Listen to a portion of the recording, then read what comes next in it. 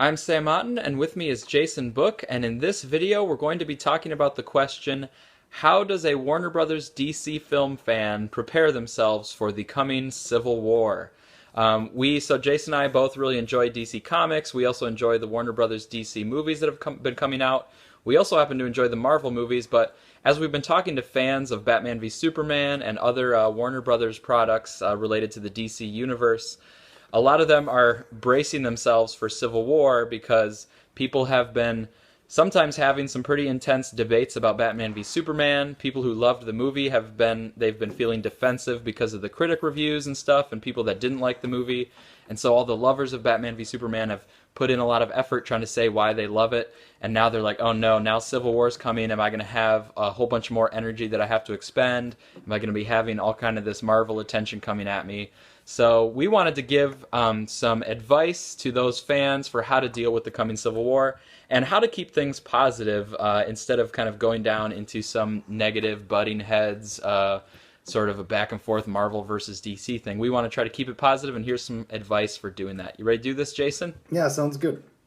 All right, so the first piece of advice is just to remember that someone else's love doesn't diminish your own. And what we mean by this is if somebody else really loves X and they're effusive and they have all these passionate things about X, it says nothing at all about your love of Y. It doesn't take anything about you loving this other thing, and it's not really comparing loves, and one doesn't take down the others. What are your thoughts on that idea?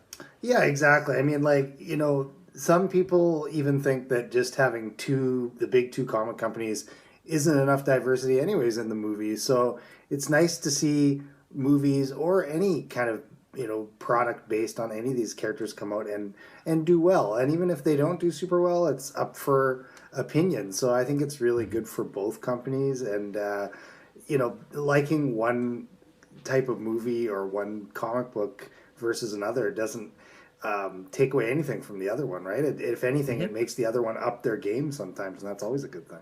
Yeah, definitely.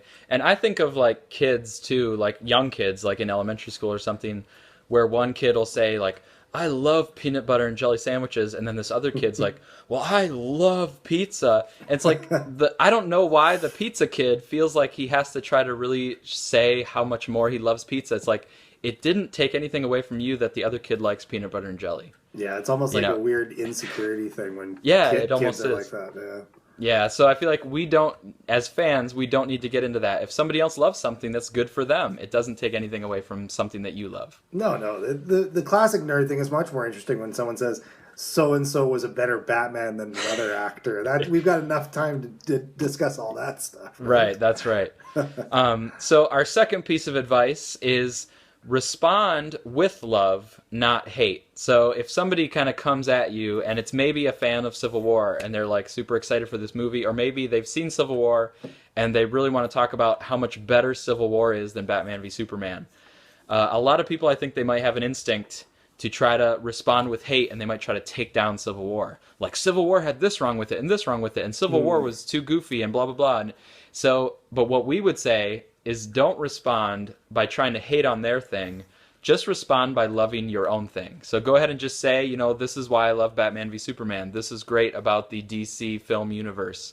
So respond positively rather than trying to attack them and bring them down. Yeah, I would agree with that. And everybody's got their own kind of version of what they think is better sometimes. There are people out there that would say they liked the Ben Affleck Daredevil movie more than the Daredevil TV series on Netflix. Most people say they're crazy, but they're entitled to their opinion, So, if somebody comes at something and says, oh, that's horse crap or something, this is way better than that, the classic line is always, well, you're entitled to your opinion. And that's what's great about, taking in a sort of pop culture.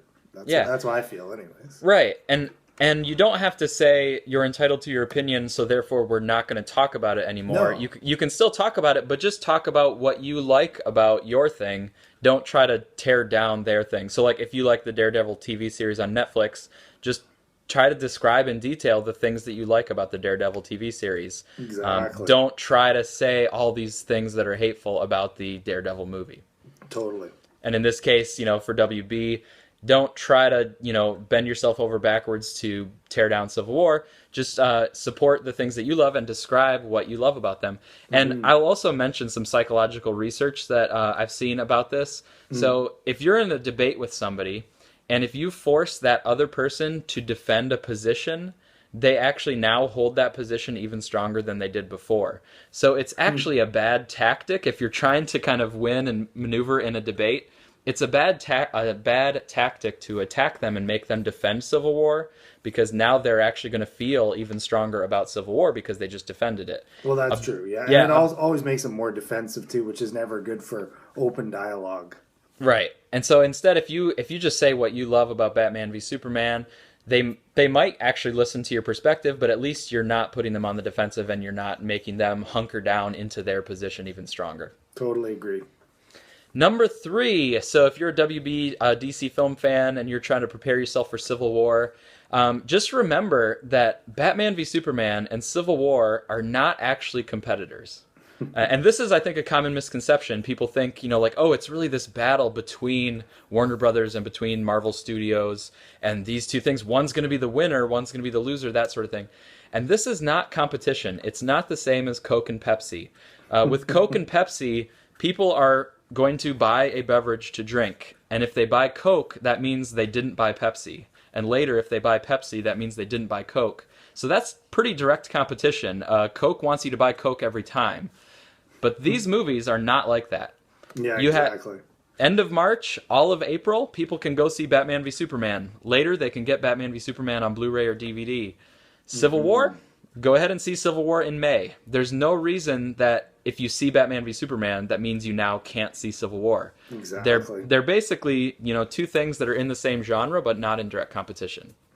Yeah, I would agree with that as well. I mean, and also there's always going to be another movie that comes around next year or the year after that's going to dethrone the movie that came before it for as far as setting records Yeah. and critical acclaim as well. I mean, like every generation you get some sort of crazy movie like The Godfather that just blows everything else away. So like a lot of what you're saying, it's that people. I mean, maybe they're playing this up a bit more because it has that fanboy mentality, and also probably some of it too is a little bit dealing with some of the bad reviews that Batman v Superman got. So if some Marvel guy wanted to be like, well, ours is going to be better because it's getting better reviews kind of thing, you know? Yeah, and I would say just like don't get drawn into that kind of thing because it's Yeah. not really productive and it's not really about one being a winner and a loser. And that's kind of what I'm trying to say. Like it's not Verizon or Sprint where you have to pick one to be your cell phone carrier and that means the other one loses. It's like no, if Civil War does great, that's great. If Batman v Superman keeps going toward 900 million, that's great too. And even the producers and the executives in these companies have said we're rooting for the other team. To even call it the other team, like we're rooting for them because if the DC universe is strong and the Marvel universe is strong, that just helps the whole industry keep bringing people into the seats and keep excited about these movies. Yeah, for sure. Exactly. Right. Because, we were talking about before we started recording these movies, it is a genre of films. And the more saturated the market gets with these movies, if they're not of good quality, that's not good for the whole thing. So obviously each company wants their films to do well. Yeah, and they want all the films to do well because that keeps everything, it keeps all the momentum going forward, which they all can benefit from. Exactly. And I would say too, in terms of the genre, like it's also nice to have some diversity in the genre. Of It keeps course. it more fresh. So like having Deadpool come out, everybody's kind of happy that Deadpool is successful because that injects some new life into it. Yeah. And for me, that's a reason that I like Batman v Superman taking a literary philosophical tone because that's a little bit different than the other movies. And so to me, it's kind of giving you more of a range of things in this genre instead of just one thing every time. Yeah, exactly. So along the same line, so that was kind of like from a business perspective that they're not actually competitors, and so it's kind of false to try to pretend that they're competitors. But also from just a fan side and a passion side of things that you love, our fourth piece of advice is you can love both. There's no reason you have to pick one side and then try to hate the other side. So Jason, what are your thoughts on this idea? Yeah, I mean that's huge. Like, unless you're going to do the classic thing, which is who would win in a fight, you're talking about Captain America versus Batman or something like that. Sure. That's some cool stuff. Yeah. Maybe one day when the companies could get together and we could actually have a cross-company movie, that's another conversation. But as far as, like I'm a DC guy and a Marvel guy. I'm an Image guy. I'm a Dark Horse guy. I like all sorts of comics and Hmm. characters, and I don't relegate myself to just one side of the fence. And I like creators, and some of the best creators have worked for both companies, and that means that Hmm. directors and screenwriters and actors and the whole shebang. Hmm. So I think it's good for the whole business of comics as entertainment to have variety, as we were saying before. Yeah. And so if anybody's been watching our channel and watching our previous conversations, you can tell that I get much more into DC. Like I read more DC comics and the DC movies and DC TV shows.